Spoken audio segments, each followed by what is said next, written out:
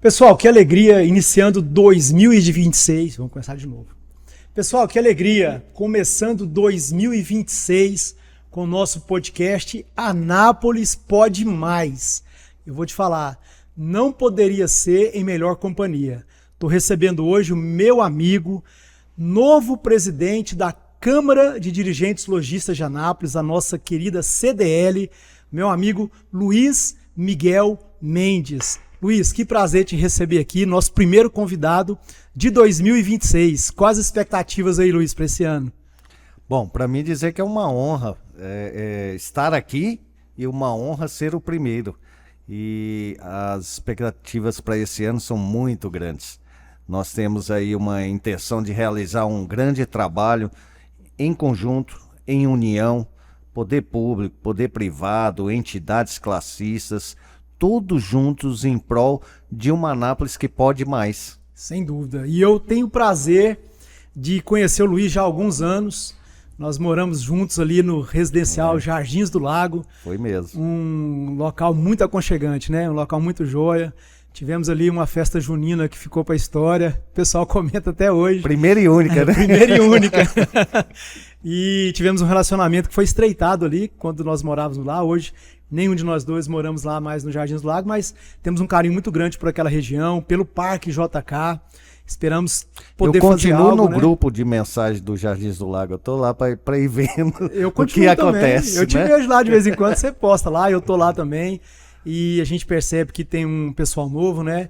E é um bairro muito bom. E principalmente nós temos ali o nosso querido Parque JK. E a gente tem buscado aí recursos para fazer uma ampla revitalização ali no Parque JK. E aí nesse contato, né, Luiz, eu descobri que você era português. Então você veio de Portugal, tá aqui quanto tempo aqui no Brasil? Como é que é a sua história nessa relação Portugal-Brasil? E como é que você veio parar em Anápolis? Pois é, Edson, a gente deve ter aí umas 2 horas para falar disso, né? Mas, basicamente, na realidade eu nasci num país chamado Angola, que era uma colônia portuguesa. E naquela época havia uma migração muito grande de portugueses indo empreender em Angola, né? E assim foi com meus pais, derivado desse desejo deles, dessa migração de ir para empreender, eu nasci. Só que, infelizmente, logo após... Eu tinha ali por volta de 4, 5 anos, houve a Guerra Civil e aí nós tivemos que fugir. Nós somos fugitivos de guerra, né? Meu pai, minha mãe e eu, né? Eu pego no colo de qualquer forma, sem entender o que acontecia, teve que ter uma fuga ali pelo país, alguns dias em estrada para conseguir chegar num país vizinho, muito semelhante ao que acontece atualmente da Ucrânia com a Rússia. Sim. Onde para você buscar reforço das Forças Armadas, né, você tem que ir até a fronteira de um país vizinho para poder escolher um destino, né? Então nós fomos para a África do Sul e naquela época existia o mapa mundi físico em papel, era o que era utilizado para guiar rotas, viagens, etc. E o clima tropical era um dos motivos que fazia portugueses saírem de Portugal para Angola. É um clima muito parecido com o brasileiro, né? Então, ao traçar o trópico da cidade em que nós morávamos para o Brasil, tinha uma cidade chamada Salvador. Olha aí. Bahia, na mesma linha, né? De trópico, então o mesmo clima, exatamente igual. E nisso, meu tio, meu pai resolveram vir para Salvador. Eu fui criado em Salvador, minha infância, minha juventude. Não pegou o sotaque, não? Lá eu fui... Peguei, mas é que agora já sou mais goiano, né? Sim. No início da juventude eu conheci em Salvador uma goiana, né? E vim conhecer Goiânia. E casei, tive filhas e tal, e alguns anos depois eu vim conhecer Anápolis e acabei gostando mais de Anápolis e Goiânia.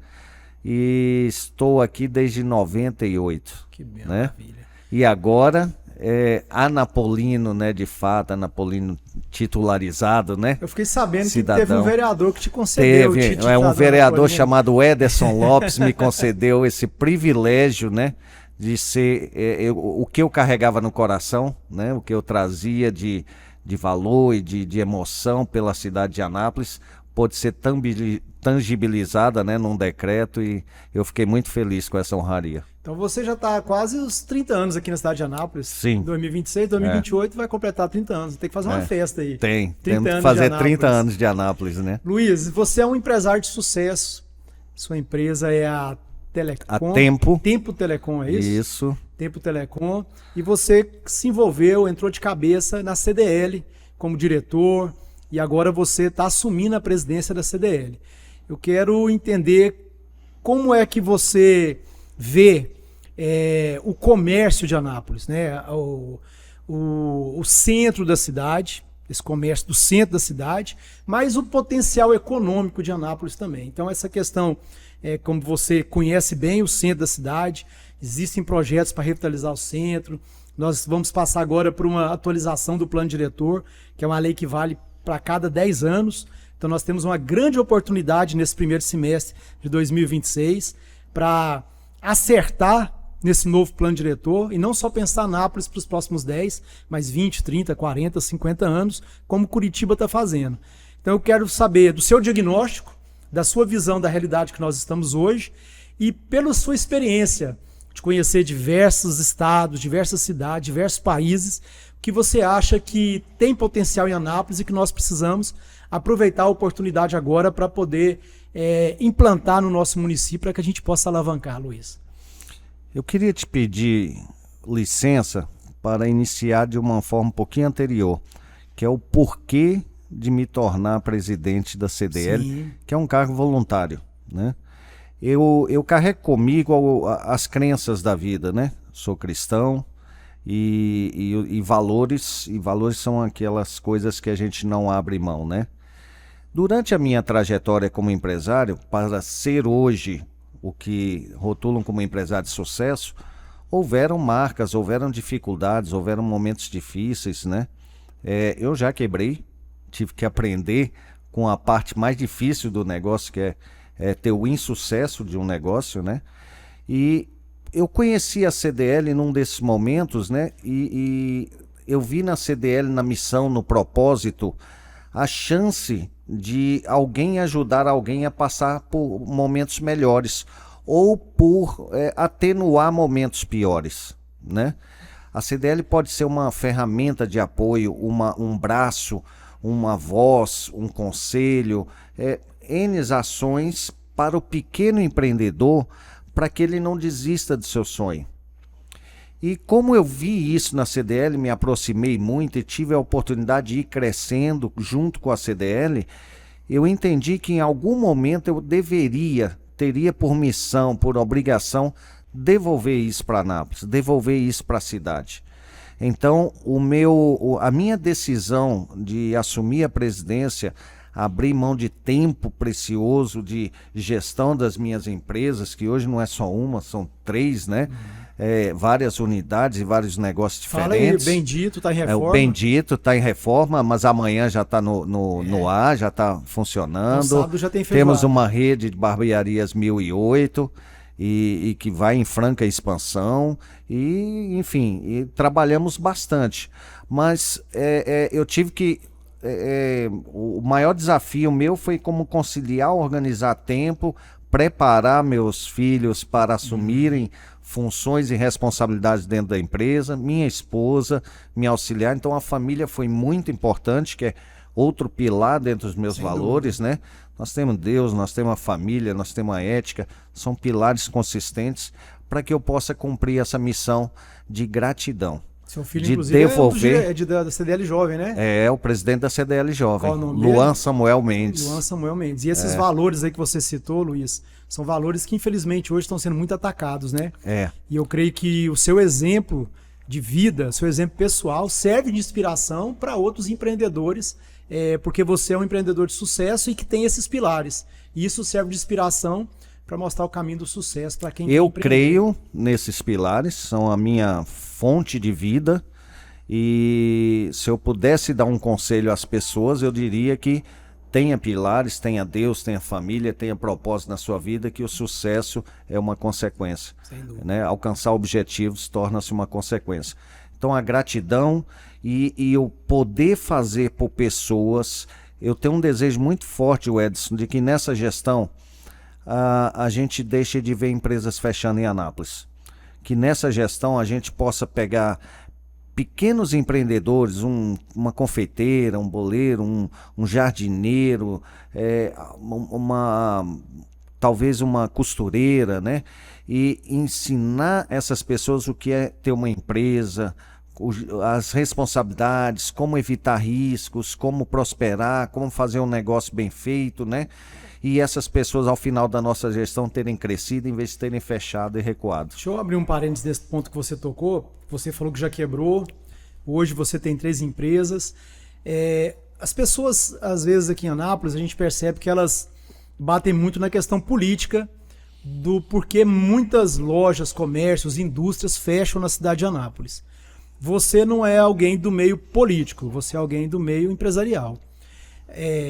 Você pode confirmar se o meio político tem muito a ver com isso, mas quais outros fatores você vê que leva algumas empresas, ou muitas empresas, algumas lojas ou muitas lojas, terem fechado as portas em Anápolis? Esse momento econômico que Anápolis vive hoje, iniciando 2026, a que você atribui a realidade atual do comércio, da indústria, a realidade econômica do município de Anápolis?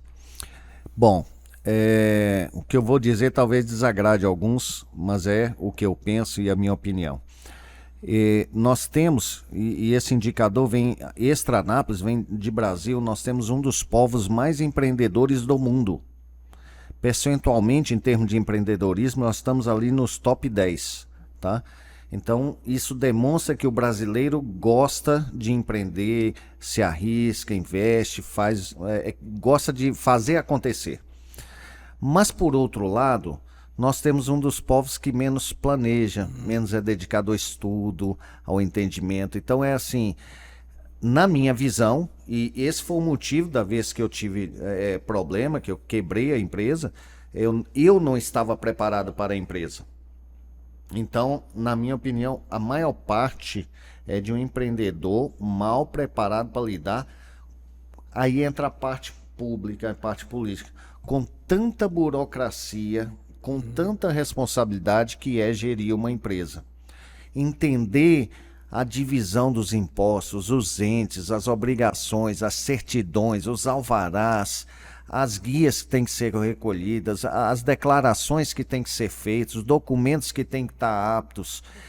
É um emaranhado tão grande que se torna muito complexo para um pequeno.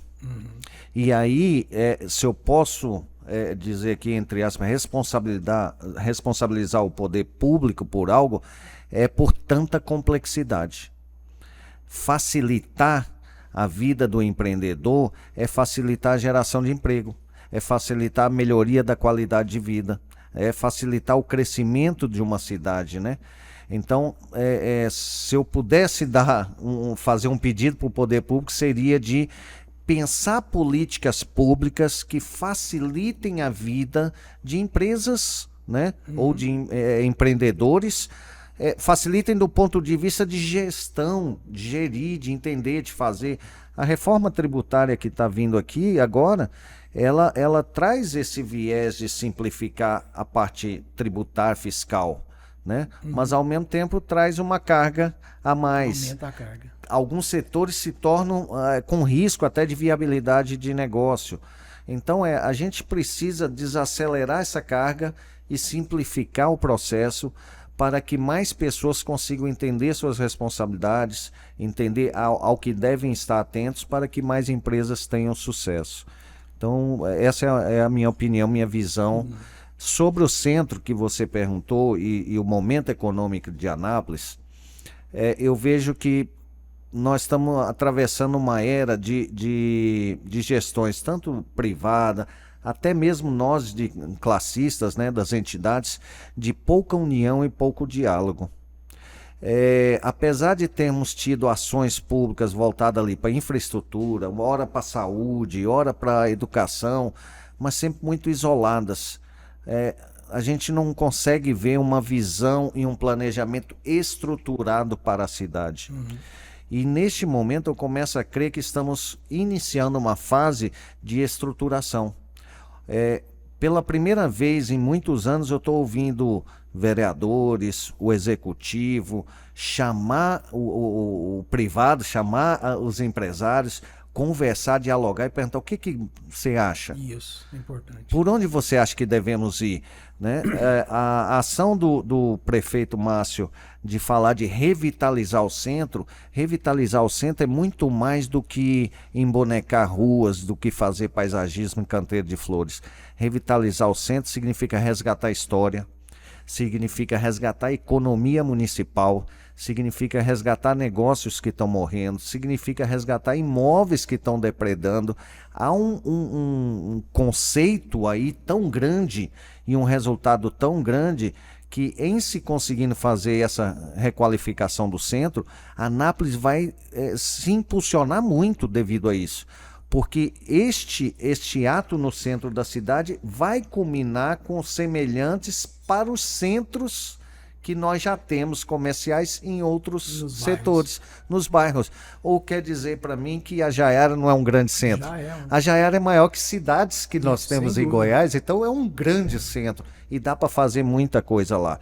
E estou falando da Jaiara, tem Parque Brasília, tem Pedro Ludovico, Recanto do Sol. Nós temos hoje muitos centros comerciais que, ao se fazer a devolução de um centro onde as famílias queiram ir passear, que tenham segurança, que tenham iluminação, que tenham calçadas para andar, que tenham um mix de produtos de lojas bonitas, que aí entra o empreendedor, que também vai ter que dar sua contribuição e retomar o visual, a fachada, o interior de suas lojas, os seus produtos, né? E aí a gente põe a sociedade andando na rua, consumindo, girando a economia e fazendo com que Anápolis cresça. Sem dúvida. Não tem uma ação, né, Luiz? São uma série de ações. Nós temos tido discussões aqui sobre o plano diretor e muitos representantes nos procuram.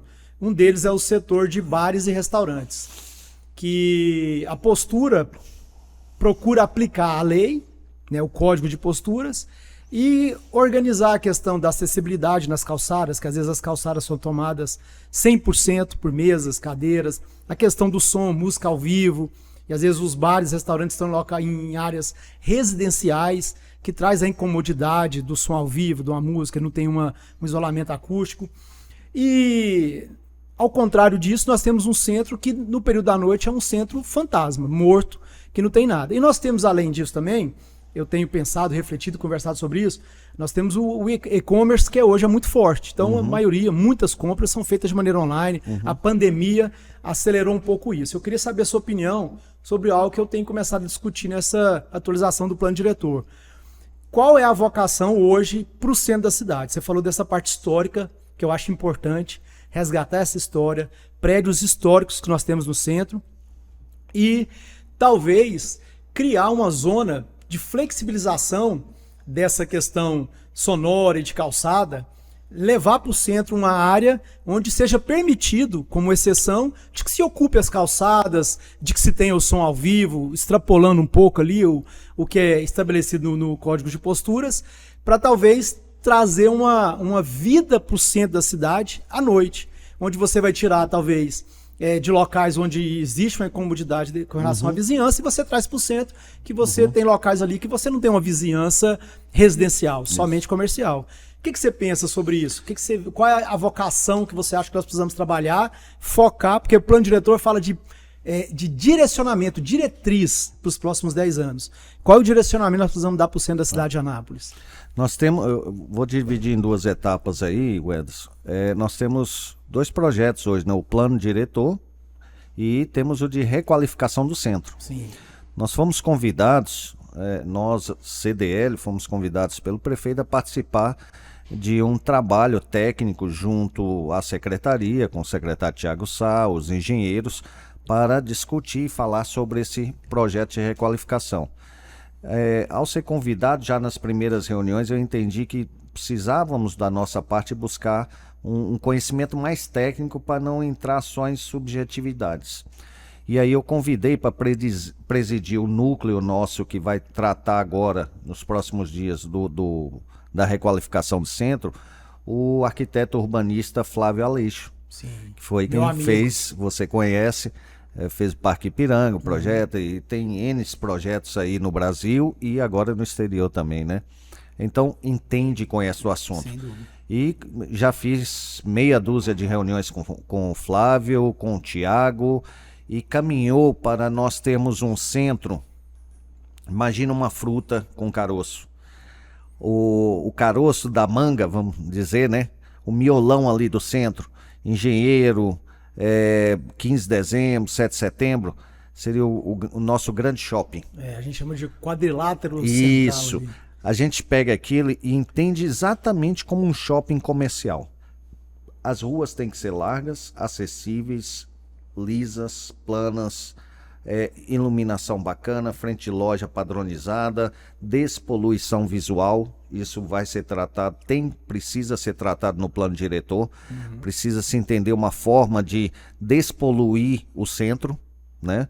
Porque a gente tem uma geografia ali de ruas apertadas e tal, e se as fachadas forem grandes, enormes e avançadas, outras recuadas e não sei o que, a gente fica com um negócio meio atordoado. Então, Poluição vamos visual, ter né? que tratar a poluição visual no plano diretor, eu penso. E aí a segunda camada do shopping trata do que seria, vamos chamar de praça de alimentação, Isso. ou vila gastronômica, esse lugar que pode oferecer bares, restaurantes, casas noturnas, porque o sucesso dos centros que foram requalificados passa por ter a devolução da vida noturna nesses locais. Porque eles morrem porque os centros passam a fechar às 18 horas, o cidadão de bem, o empreendedor, o trabalhador e tal vai embora, quem ocupa esse espaço vazio? O usuário de droga, o morador de rua, o bandido que vai furtar essas lojas, né? Então, passa a ter uma comunidade de pessoas que não fazem o bem para aquele local. E ao devolver a vida noturna, trazer hotelaria com incentivo, trazer a gastronomia, trazer os eventos. Por que não pensar em eventos gospel, em eventos de show, de artistas locais, de culturais, no centro, de forma permanente? Como foi bonito ver o Natalino na Praça Bom Jesus, como foi bonito ver quantas crianças, eu não me lembro de ver essa quantidade de crianças na Praça Bom Jesus que nós vimos nesse Natal. Então, se é possível ver num evento específico, por que não pensar num calendário permanente já levando atratividade para o centro? Aí eu levo o cidadão e acabo levando o interesse do investidor, do empreendedor de estar lá. Então, o Ederson, eu vejo que plano diretor e requalificação passam por fases, juntos, né? caminhos juntos, paralelos, mas que vão se membrar em algum momento, precisam, porque no plano diretor vai ter que ditar algumas regras para ser viabilizado as operações no centro. Quanto às iniciativas da postura, eu penso que é o seguinte, é dever do Estado, tanto ditar as leis, escrevê-las, publicá-las e colocá-las, quanto fiscalizar. Ok?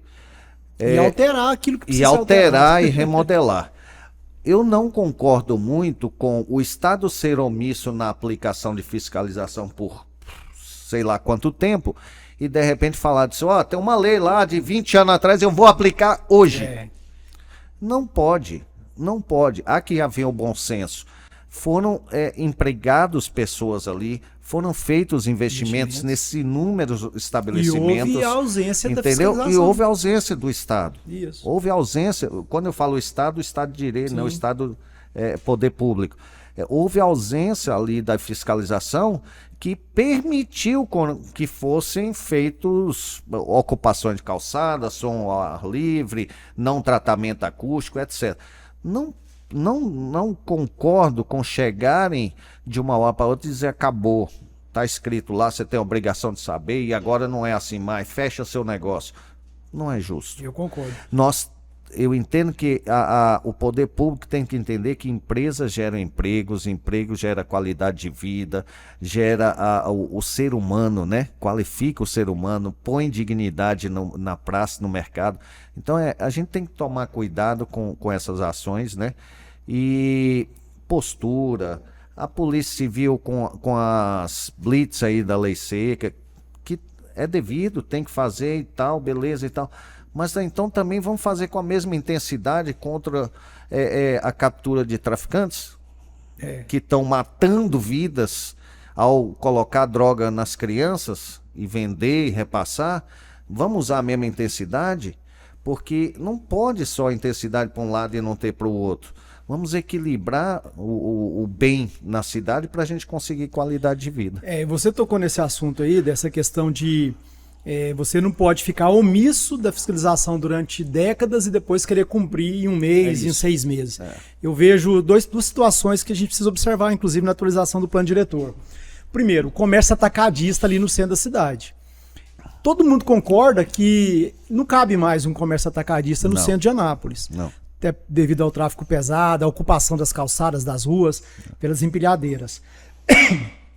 Porém, você precisa criar um local e condições de incentivo para que esses empreendedores, empresários, geradores de emprego, eles tenham um prazo para que eles possam migrar para um outro espaço adequado para eles. Ele tem que ter um incentivo financeiro e ele tem que ter um prazo para fazer essa migração. É isso aí. Assim como o comércio de veículos. A gente tem aqui na Minas Gerais as garagens que ocupam as calçadas.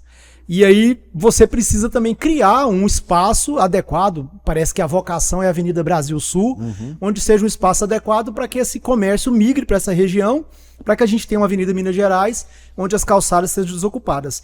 O que a gente tem discutido muito é a questão da acessibilidade das calçadas aqui em Anápolis. Então, esses dois casos envolvem isso e a questão dos bares e restaurantes também.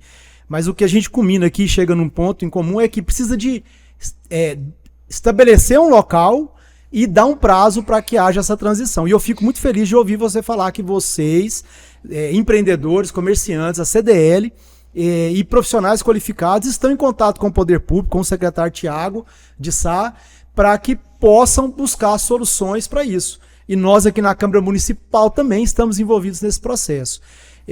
Você tem um empreendimento, o Bendito, lá na Avenida São Francisco, no Posto São Francisco. O posto é seu também ou não? Não. Por enquanto, não. Por enquanto, não. E eu nasci em Anápolis, eu tenho 50 anos, nasci aqui nessa cidade, já vivi muitas fases ali da Avenida São Francisco. Inclusive, estudei no Colégio São Francisco durante 7 anos, da 5ª série até o 2º ano.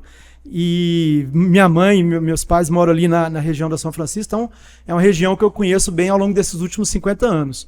E a gente percebe também, as pessoas criticam muito. São Francisco está fechando. Eu já vi várias e várias tendências na Avenida São Francisco. E eu queria tirar essa curiosidade com você. Você como comerciante daquela região, qual é a vocação que você vislumbra para a Avenida São Francisco por esses próximos anos? O que tem que ser incentivado na Avenida São Francisco como vocação para esses próximos anos aí? Bom, a cidade naturalmente ela vai evoluindo e com a evolução ela vai criando espaços ou ruas ou locais mais modernos, né? Então eu entendo que talvez a migração do setor gastronômico, base e restaurante que havia na São Francisco antigamente, deva ir para um outro local bem próximo.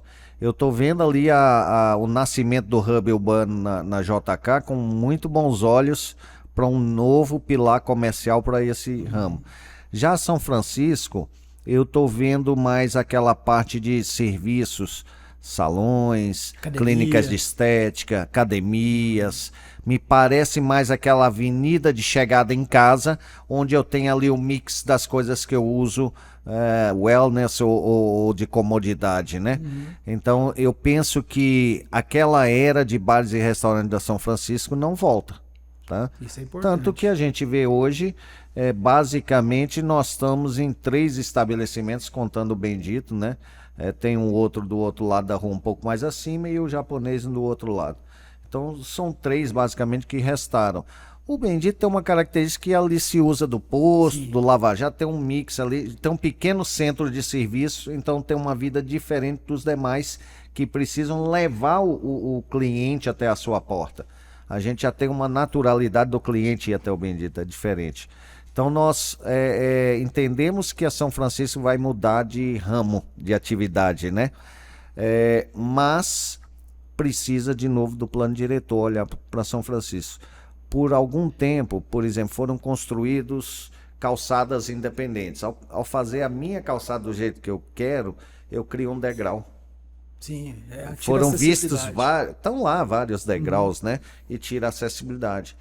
A gente tem que, infelizmente, o empreendedor acaba fazendo isso para sua conveniência, seu negócio, mas ele tem que pensar no bem maior comum. Se o cliente não tiver acessibilidade até a sua loja, ou até seu restaurante, seu estabelecimento, ele também não vai comprar em algum momento. Então não vale a pena esse tipo de agressão à cidade. A gente precisa cuidar, né, dessa acessibilidade, da mobilidade, que isso faz com que pessoas vão até aquele local. O fator do estacionamento também é um problema, né? Onde parar carro é um problema, não é de Anápolis, é do mundo, né? Então, acredito que a cidade tenha crescido mais que a estrutura dela, e aí ela não se modernizou o suficiente para criar alternativas de onde colocar esses carros. O plano diretor vai precisar tratar disso, né? O estacionamento rotativo digital é uma alternativa que a gente não sabe por que ainda não foi implantado em Anápolis. Justamente. Né? E esse ponto do estacionamento é um dos pontos que eu creio que vamos ter mais discussões e discussões acaloradas com relação à vaga de estacionamento. O plano diretor atual, ele estabelece que para determinada atividade econômica, o CNAE, você precisa ter disponível dentro do lote do empreendimento tantas vagas disponíveis para estacionamento. E eu sou contra isso. Eu também. Por quê? Porque eu penso que isso é uma transferência de responsabilidade, de peso, de ônus. E hoje o estacionamento, ele é também uma atividade econômica. Então a pessoa que tem um espaço, ela compra ou constrói um lote, uma garagem ou prédio, aquele prédio que a gente tem o Gênesis, é um prédio que das fontes dele de renda é estacionamento. Então você tem a Avenida São Francisco, onde você já tem ali edificações consolidadas. Não tem como você disponibilizar vaga de estacionamento para um novo empreendimento, porque considera construções novas. Vamos pegar um exemplo aqui, vamos supor do Poço São Francisco, onde está o Bendito lá, e a 1008 Barbearia, e você, Luiz, decide jogar tudo no chão. Você compra o Poço São Francisco, decide jogar tudo no chão e criar um empreendimento ali diferente. Aí, segundo o plano diretor atual, você perdeu o direito que você tinha de algo que já estava construído até a foto aérea de 2023, que é a que vale hoje. Aí você teria que, obrigatoriamente, pelo atual plano diretor, disponibilizar dentro do lote vaga de estacionamento para o tipo de empreendimento que você fosse realizar. Isso, ele inviabiliza diversas atividades econômicas na cidade de Anápolis. Então, o que tem que se ver? Eu creio que uma atividade de grande porte, a partir de 700 metros quadrados, ou mais, ou menos, mas a gente vai estudar essa discussão no plano diretor, sim, você pode obrigar a vaga de estacionamento. Você vai construir um edifício, tem que ter vaga de estacionamento. Mas empreendimentos com 300, 400, 500 metros quadrados, você não precisa obrigatoriamente ter a vaga de estacionamento dentro do lote. Você precisa, talvez, viabilizar o estacionamento para o seu cliente. Aí você vai ter um outro tipo de atividade econômica, que é uma garagem ou o próprio prédio Gênesis, aí você faz um convênio e aí o cliente vai lá, tem estacionamento gratuito para você em tal local. Então você movimenta, mas você não inviabiliza novas atividades econômicas no município. E eu queria, nós já estamos partindo para o fim, eu queria te agradecer essa contribuição, deixando mais uma pergunta, porque quando eu te perguntei da Avenida São Francisco e quando eu te perguntei do centro da cidade, eu queria que você falasse justamente aquilo que você falou. Se nós não mudarmos a nossa mentalidade com relação ao momento atual do mundo globalizado, o mundo de inteligência artificial, o mundo de e-commerce, se a gente não mudar a nossa mentalidade e nós quisermos que a Avenida São Francisco seja como na década de 90, se nós quisermos que o centro da cidade seja como a década de 80, as pessoas falam do Parque da Matinha, que tinha os brinquedos lá, que as pessoas brincavam, e eu, quando fui secretário, eu tentei diversas vezes fazer licitação para alguém colocar brinquedo na Matinha e ninguém tinha interesse, porque o tempo mudou. Então, hoje tem 5 milhões em caixa, de uma emenda do senador Vanderlan para revitalizar a Matinha. E a gente precisa ver qual que é a vocação para a Matinha hoje. E não ficar pensando na Matinha da década de 70 e 80, que tinha os brinquedos. Isso. Então eu quero... Você pensar na Matinha de 2050. Isso, da Matinha de 2050. Talvez vai ser um local ali de brinquedos tecnológicos, inteligência artificial, brinquedos virtuais. O que tem acontecido. E é o que a criançada quer. A criançada hoje ela quer estar no mundo virtual. Então eu quero, assim, primeiro, pedir a sua ajuda nisso, Luiz. Que a gente possa trabalhar a mentalidade da população de Anápolis, para que ela possa ver Anápolis para frente. E não por causa de um saudosismo, por causa de uma memória afetiva da infância, querer que volte a ser como era lá na década de 70, 80, 90. Perfeito. E aí eu finalizo com uma pergunta para você. O que você já viu fora do Brasil ou fora de Anápolis e que você falou assim, rapaz, isso aqui cabe em Anápolis, a gente tinha que levar isso aqui para Anápolis, a gente tinha que colocar isso em Anápolis e que a gente pode começar a pensar para ter aqui na nossa cidade? Bom, em termos do que nós estamos falando, de estrutura, de cidade e de comércio e de cativar o consumidor, o cidadão a usar a cidade, o que eu vejo que funciona bastante é o que a gente chama de aparelhamento, o equipamento da cidade. Quando a cidade é pensada em ter espaços que eu quero passear, que eu quero circular, nem que seja de carro, tá? Eu acabo usando menos o acesso à minha casa ou à sua, do amigo e não sei o que, e passo a usar mais a cidade.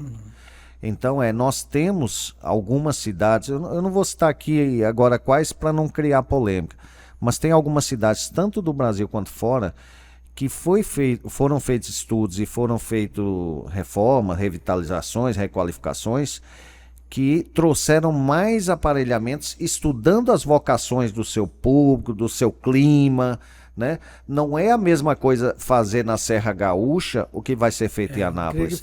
Não dá para fazer gramado em Anápolis. Eu ouvi dizer assim, tem que botar o Papai Noel ou o ursinho de pelúcia nas entradas de Anápolis. Não tem nada a ver com a gente aqui. O paisagismo de Gramado não cabe aqui, né? São diferentes, realidades diferentes, geografias, a fauna, a flora, tudo diferente.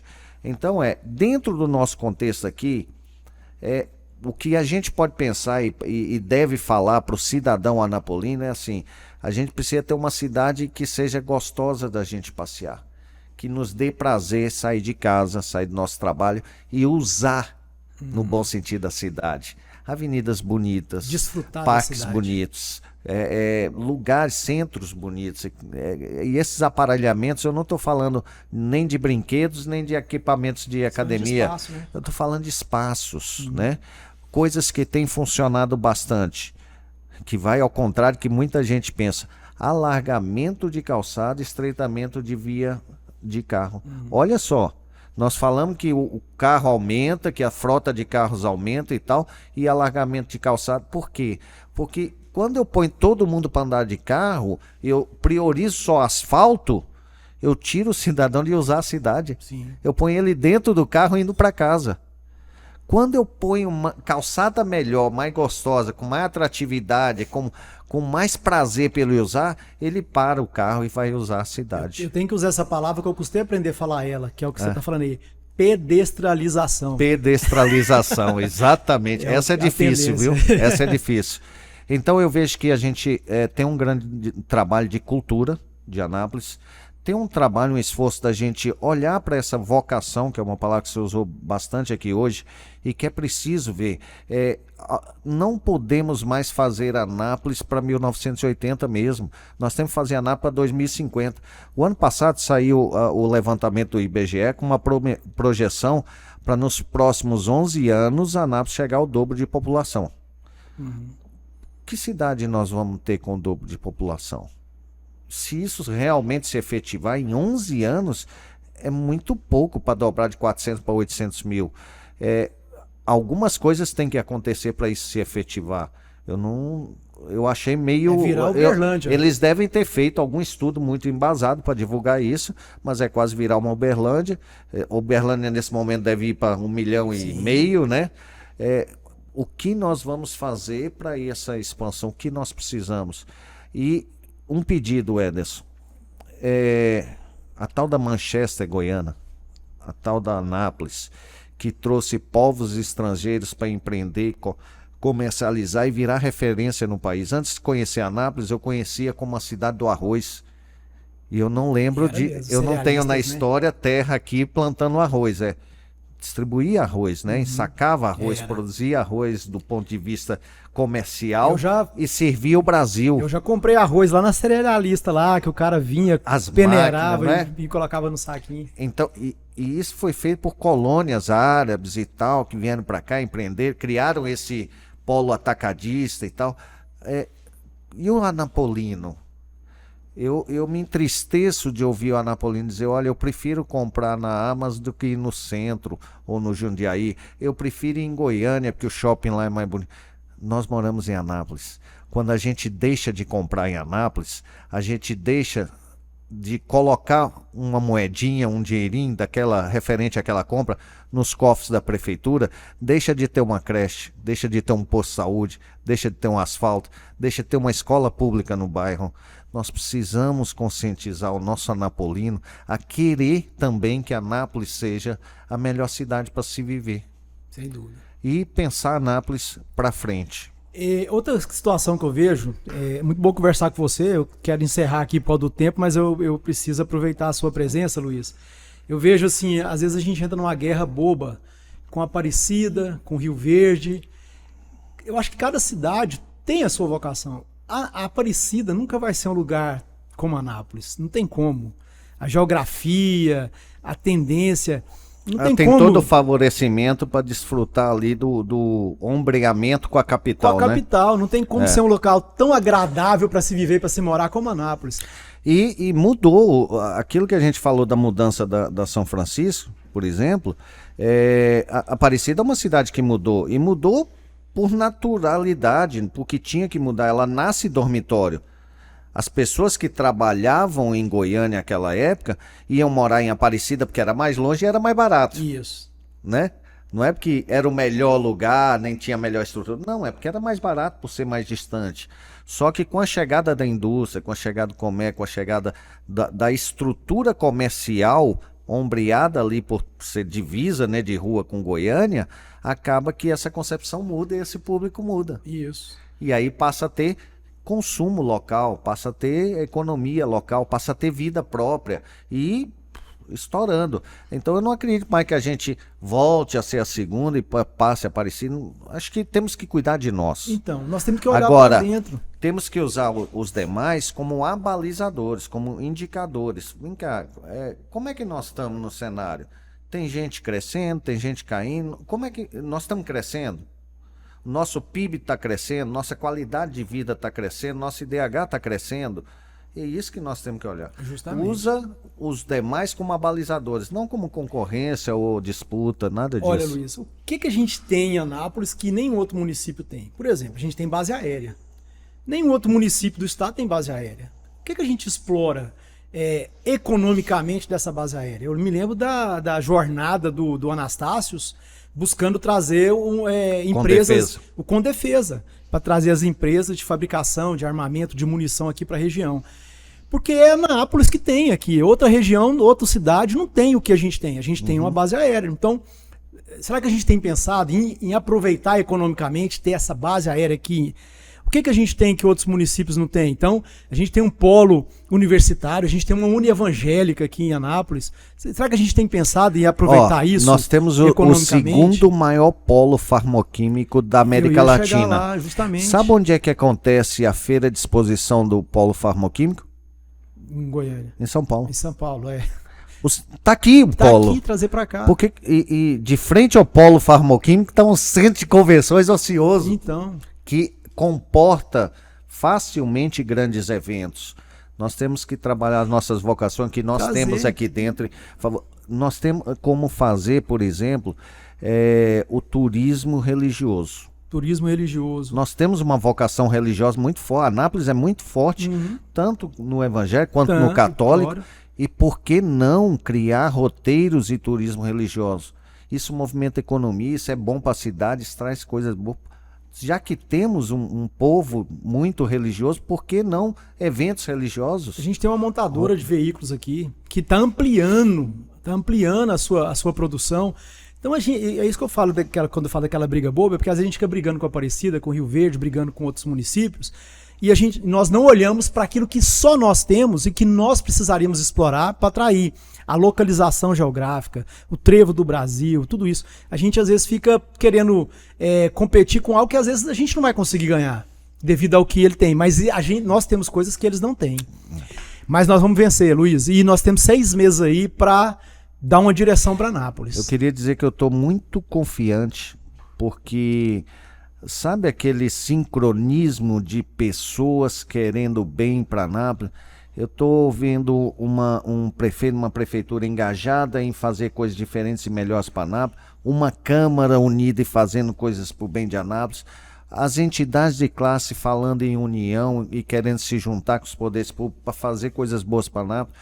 Então, neste momento, acho que essa junção de pessoas do bem querendo o bem vai favorecer muito Anápolis, e aí a gente tem que trazer o cidadão para o nosso lado, para ele entender, para ele participar, para ele contribuir, para que a gente saia vitorioso dessa empreitada. Sem dúvida, eu estou muito esperançoso e animado para isso também. Luiz, quero te agradecer, obrigado, foi um papo assim muito joia.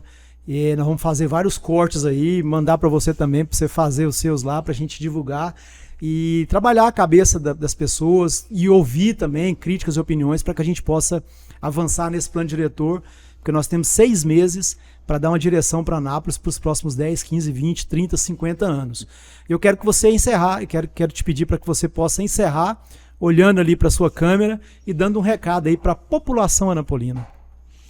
Bom, o meu recado, o meu pedido para você de Anápolis, não importa se nascido ou adotado por Anápolis, é que você ame, goste, cuide da sua cidade, que você queira o bem da sua cidade, que você priorize, se possível, sempre que você for comprar algo, priorize o comércio local, priorize o comerciante do seu bairro, ele é seu vizinho, ele cuida de família, ele precisa da venda que ele faz para você, para que a nossa cidade tenha contribuições públicas na sua infraestrutura, na sua educação, na sua saúde. Nos ajude a fazer desta a melhor cidade para se empreender e para se viver. É isso aí, obrigado, meu irmão. Deus te abençoe, viu? Obrigado. Valeu.